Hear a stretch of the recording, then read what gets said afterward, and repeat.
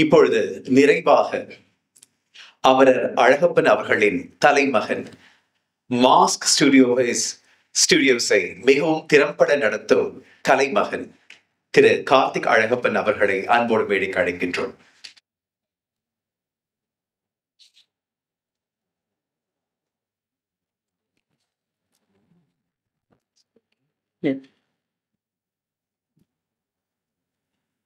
என் அழைப்பை ஏற்று இங்கு வந்திருக்கும் அனைவருக்கும் எனது நன்றிகள். நான் தான் முதல் பையனால தம்பிங்களை விட நான் தான் கூட டைம் ஸ்பெண்ட் பண்ணியிருந்தேன் அப்பாவோட. ஏன்னா சின்ன வயசுல அப்பா பிஸ்னஸ் ஆரம்பிக்காத போது நான் சின்ன பையனாக இருக்கும்போது என்ன தான் நிறைய தூக்கி வளர்த்துருக்காங்க. ஸோ ஃபோட்டோஸ் பார்த்தீங்கன்னா என்னோட தான் கொஞ்சம் கூட அதிகமாக இருக்கும்.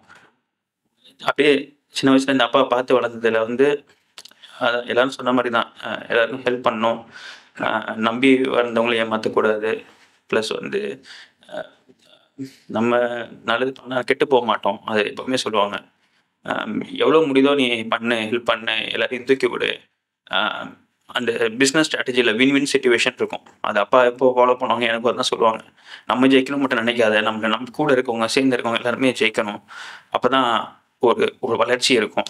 நம்ம மட்டும் ஜெயிச்சா மட்டும் பத்தாது அப்படின்னு நிறைய எனக்கு அறிவுரை சொல்லியிருக்காங்க. தன்னம்பிக்கை ரொம்ப இருக்கும்.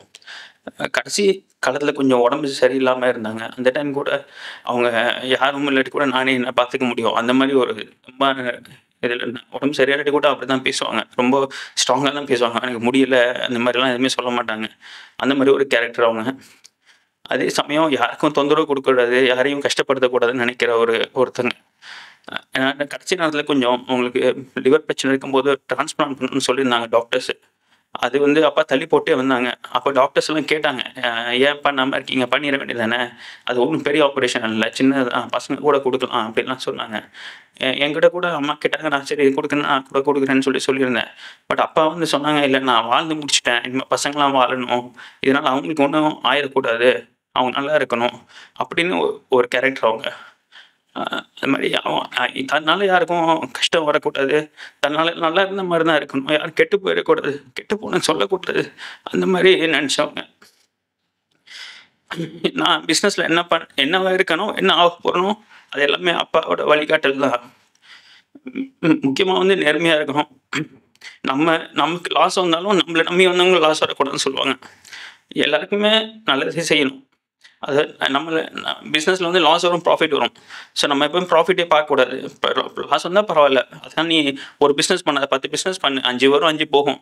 ஸோ அதெல்லாம் ஆக்சுவலாக பிஸ்னஸ் இந்த மாதிரி இருக்குது. Don't put all eggs in same பாஸ்கெட்னு சொல்லி இருக்குது, அந்த மாதிரி ஃபிலாசபிஸ்லாம். ஸோ அது வந்து அப்பா சும்மா போகிற போக்கில் எல்லாமே அப்படி தான் செஞ்சுட்டு இருந்தாங்க. நிறைய பிஸ்னஸ் ஆரம்பித்தாங்க. இப்போ 10-15 கம்பெனி, நிறைய 20க்கு மேலே ஆரம்பித்தாங்க, நிறைய க்ளோஸ் பண்ணிருக்காங்க, ஃபைனான்ஸெல்லாம் ஆரம்பிச்சிருக்காங்க. ஸோ அதெல்லாம் இப்போ இல்லை. பட் ஆனால் சில இது வரும், சில இது போகும். அதனால் எதுக்குமே நம்ம மனம் இது தோன்றக்கூடாது, நல்லா ஸ்ட்ராங்காக இருக்கணும். கான்ஃபிடென்ஸ், செல்ஃப் கான்ஃபிடென்ஸ் இருக்கும். அப்பா இருக்கும்போது எனக்கு அந்த ஸ்ட்ரென்த்து அதிகமாக இருக்கும். நான் கூட மாஸ்க் ஸ்டுடியோஸ் ஃபஸ்ட்டு திறக்கும்போது எனக்கு ஆரம்பத்தில் கொஞ்சம் லாஸஸ்லாம் இருந்து நஷ்டங்கள் பல இருந்துச்சு.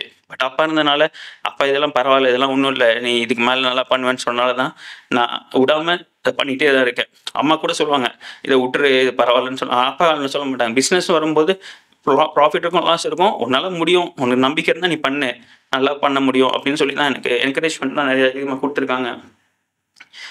மெயினாக சொல்லணும்னா அப்பா வந்து ரொம்ப சிம்பிளிசிட்டியான ஒரு ஆள். எதுக்குமே ஆசைப்பட மாட்டாங்க, அதான் ரொம்ப முக்கியம். அப்பா வந்து பெரிய எக்ஸ்பென்சிவ் ஹாலிடேஸ்லாம் போனதில்லை. ஃப்ளைட்டில் பிஸ்னஸ் கிளாஸ்லாம் ஈஸியாக போகலாம், அப்பா போகவே மாட்டாங்க, எக்கனாமிக்கில் தான் போவாங்க. அதே சமயம் பிராண்ட்ஸ் எதுவுமே யூஸ் பண்ண மாட்டாங்க. நம்ம டெய்லர் மேட் ஷர்ட் பேண்ட் தான் போடுவாங்க. பிராண்ட்ஸ் இந்த மாதிரி அவங்க போனதே கிடையாது, நான் பார்த்ததே கிடையாது. பெரிய ரெஸ்டாரண்ட்ஸ் எல்லாம் போக மாட்டாங்க, பெரிய எக்ஸ்பென்சிவ் ஃபுட்டெல்லாம் சாப்பிட மாட்டாங்க. அவங்களுக்கு இட்லி தான் ரொம்ப பிடிக்கும். ஸோ வீட்டு போட்டு தான் அதிகமாக சாப்பிடுவாங்க. வெளியெல்லாம் ரொம்ப போனது கிடையாது. கெட் டுகெதர்ஸ்லாம் ரொம்ப போனது இல்லை. பப்ளிக் மீட்டிங்ஸ்லாம் ரொம்ப போக மாட்டாங்க. ரொம்ப ஒரு சிம்பிளான ஒரு ஆள் அப்பா. அதே சமயம் இதெல்லாம் சிக்கனம் பண்ணால் கூட ஹெல்ப் பண்ண வரும்போது நிறைய பேருக்கு வாரி வழங்கியிருக்காங்க, அன்னதானம் போட்டிருக்காங்க, கோயிலுக்கு நிறைய நன்கொடைகள் கொடுத்துருக்காங்க. யார் வந்து எஜுகேஷனுக்கு படிக்கிறதுக்கு உதவி கேட்டாலும், மெடிக்கல் உதவி கேட்டாலும் நிறைய ஹெல்ப் பண்ணியிருக்காங்க. அதெல்லாம் ரொம்ப பேருக்கு தெரியாது, பட் நிறைய பண்ணியிருக்காங்க. எல்லாரும் வளரணும், எல்லாரும் நல்லா இருக்கணும்னு தான் அப்பா எப்பவுமே நினைப்பாங்க.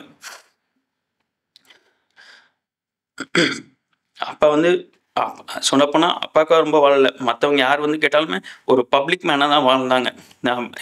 அதான் தம்பி சொன்ன மாதிரி பிஸ்னஸ் வந்ததுக்கப்புறம் எங்களோட டைம் ஸ்பெண்ட் அதை விட நிறைய பிஸ்னஸ் சர்க்கிளில் நிறைய பேசினவங்க, பிஸ்னஸ் சம்மந்தமாக அட்வைஸ் கேட்குறவங்க எல்லாருமே அட்வைஸ் பண்ணுவாங்க. அது அவங்களோட தொழிலுக்கு போட்டியாக வர மாதிரி இருந்தால் கூட பரவாயில்லன்னு ஹெல்ப் பண்ணுவாங்க. ஏன்னா அவங்க சொல்லுவாங்க, அவங்களுக்கு கிடைக்கிறது அவங்களுக்கு கிடைக்கும். உனக்கு கிடைக்க வேண்டியது யாரும் தட்டி பறிக்க முடியாது. உனக்கு இந்த பிஸ்னஸ் கிடைக்கணும்னா உனக்கு அது கிடைக்கும். உனக்கு இந்த ப்ராஃபிட்னா உனக்கு அதுதான். இப்போ இன்னொருத்தங்க அதே பண்ணுறாங்கனால அதனால உனக்கு ஒன்றும் லாஸ் வர போகிறது கிடையாது. ஸோ அதனால் நீ வந்து அப்படி யாரையும் போட்டியாக நினைக்காத. அது ரொம்ப முக்கியமாக பிஸ்னஸ் எனக்கு சொல்லி கொடுத்துருக்காங்க. அதனால் நான் யாரையும் போட்டியாக நினச்சதே கிடையாது. நான் வளர்ந்த மாதிரி என்னோட பிஸ்னஸில் யார் பண்ணாலுமே நான் என்கிட்ட எது அட்வைஸ் கேட்டாலுமே நான் நல்லா சொல்லுவேன். இது வந்து ஒரு இதெல்லாம் எங்கள் அப்பா எனக்கு சின்ன வயசுலேருந்து சொல்லி கொடுத்து வளர்த்ததுனால தான் எனக்கு அந்த ஒரு இது இருக்குது. அதே சமயம் நீ கஷ்டப்படு, நீ இறங்கி வேலை பாரு. எல்லாரும் அதாவது சூப்பர்வைஸ் மட்டும் பண்ணக்கூடாது. உனக்கு அந்த வேலை தெரியணும். உனக்கு அந்த வேலை தெரியலன்னா ஏமாத்திடுவாங்க. அதனால் நீ இறங்கி போய் பண்ணு. அப்போ தான் உனக்கு தெரியும், அந்த கஷ்டம் தெரியும். இப்போ இன்னொருத்தர் வேலை வாங்கும்போது உனக்கு அவன் என்ன கஷ்டப்படுறான்னு உனக்கு தெரியணும். அப்போ தான் அந்த வேலைக்கு என்ன முக்கியத்துவம் உனக்கு புரியும். அது அப்படி தான் அவங்க வளர்ந்தாங்க. ஸோ அதனால் எனக்கு எப்போவுமே அதில் நான் எப்போவுமே யாரையுமே ஜஸ்ட்டு நான் இறங்கி வேலை பார்ப்பேன். என்னோட ஈவெண்ட்ஸாக இருந்தாலும் சரி, டேஸ்ட் ஆஃப் இன்னாக இருந்தாலும் சரி, அந்த மாதிரி இறங்கி பார்க்கனால தான் என்னால் இந்த அளவு சஸ்டெயின் பண்ண முடியுது. ஓரளவு சக்ஸஸ் வந்துச்சுன்னா அதுக்கு அப்பா சொல்லி கொடுத்த இந்த மாதிரி இதை தான் ரொம்ப முக்கியம். ஏன்னா மற்றவங்களை வேலை பார்த்துட்டு நம்ம போட்டு வீட்டிலே உட்காந்துருந்தாலாம் பிஸ்னஸில் ஜெயிக்க முடியாது. நம்மளும் இருக்கணும், பார்க்கணும், எல்லாம் தெரியணும். சின்ன லெவல்லேருந்து பெரிய லெவல் வரைக்கும் ஒரு பிஸ்னஸ் எப்படி ஆப்ரேட் ஆகுதுன்னு அப்பா ஃபுல்லாகவே சொல்லி கொடுத்துருக்காங்க. ஏன்னா பிஸ்னஸில் நிறைய ப்ராசஸ் இருக்குது. ஃபைனான்ஸ் இருக்குது, ப்ரொக்யூர்மெண்ட் இருக்குது, சேல்ஸ் இருக்குது, மார்க்கெட்டிங் இருக்குது.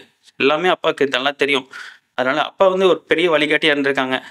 ஸோ அப்பா இல்லாதது எனக்கு பெரிய இழப்பு. ஆனால் அம்மா இருக்காங்க. அம்மாவுக்கும் நல்லா சப்போர்ட்டாக அப்பாவுக்கு நிறைய சொல்லி கொடுத்துருக்காங்க. ஸோ அம்மா இருக்கனால எனக்கு கொஞ்சம் அந்த தெம்பு இருக்குது. அம்மாவும் நிறைய நிர்வாக திறமை நிறைய உள்ளவங்க தான். நான் இப்போது அப்பா இல்லை, பட்டு அப்பா விட்டு போன நிறைய மெமரிஸ் இருக்குது. அப்பா எங்களுக்கு கஷ்டம் இருக்கக்கூடாதுன்னு எல்லாமே நல்லா சேர்த்து வச்சு தான் போயிருக்காங்க. பட் இருந்தாலும் எனக்கு என்ன அப்பா வந்து எப்படி ஒன்றுமே இல்லாமல் பெரிய ஆளாக வந்தாங்களோ, அதனால தான் எனக்கும் அந்த மாதிரி ஒரு நிறைய மோட்டிவேஷன் இருக்கும். அப்பா என்ன சேர்த்து வச்சாலும் அது மட்டும் இருக்கக்கூடாது. நம்ம சொந்தமாக உழைச்சி முன்னேறணும். அப்பா காசில் மட்டும் நம்ம வாழ்ந்துடணும்னு சொல்லிடக்கூடாது. அதனால தான் நான் வந்து இப்போவும் நான் அது ஒரு இதில் தான் அப்பா சொல்லி கொடுத்த மாதிரி இந்த பிஸ்னஸ் மட்டும் இல்லாமல் புதுசாக ஏதாவது கிடைச்சாலும் நான் பண்ணுறது, வேறு ஏரியாஸ் பார்க்குறது. ஸோ அதுலேருந்து எக்ஸ்பென்ஷன் பண்ணிகிட்டே இருக்கணும்னு சொல்லிட்டு தான் இதெல்லாமே அப்பா சின்ன வயசுலேருந்து சொல்லி கொடுத்த இதுதான். அதில் தான் நான் இப்போது போயிட்டுருக்கேன். இனிமேல் அப்படி தான் போவேன். ஸோ அப்பா எங்கே இருந்தாலும் எங்களுக்கு நல்லதாக செய்வாங்க, ப்ளஸ் பண்ணுவாங்க அப்படின்னு நான் வேண்டிக்கிறேன். வந்தவங்க எல்லாருக்கும் ரொம்ப நன்றி. தேங்க்யூ.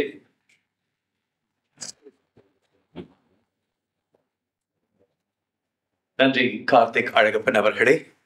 இப்பொழுது நாம் அனைவரும் அமரர் அழகப்பன் அவர்களுக்கு 1 நிமிடம் மௌன அஞ்சலி செலுத்தலாம்.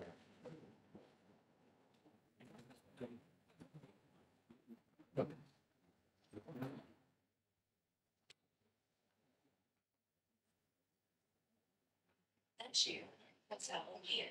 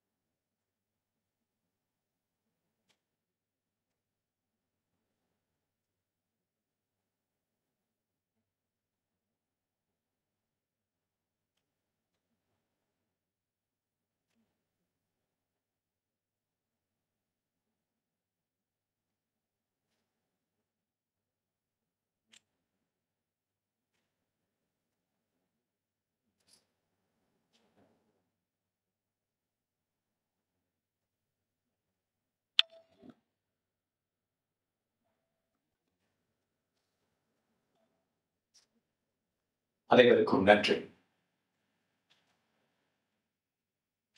நேர்மை, திறமை, உண்மை, எளிமை இவற்றின் மொத்த உருவம்தான் அமரர் வி.ஆர். அழகப்பன் அவர்கள்.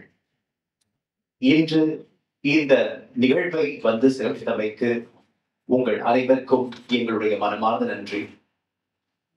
அமரர் வி.ஆர். அழகப்பன் மீதும் அவர்கள் தம் குடும்பத்தார் மீதும் நீங்கள் வைத்துள்ள அபரிமிதமான அன்புதான் உங்களுடைய இந்த பங்களிப்புக்கு காரணம். இந்த அன்பும் பிழைப்பும் தொடரட்டும். சரித்திர நாயகர், சாதனை நாயகர், அவர் தம் குடும்பத்தின் சாதனைகள் தொடரட்டும். புது புது சாதனைகள் மலரட்டும். அனைவருக்கும் நன்றி. வணக்கம்.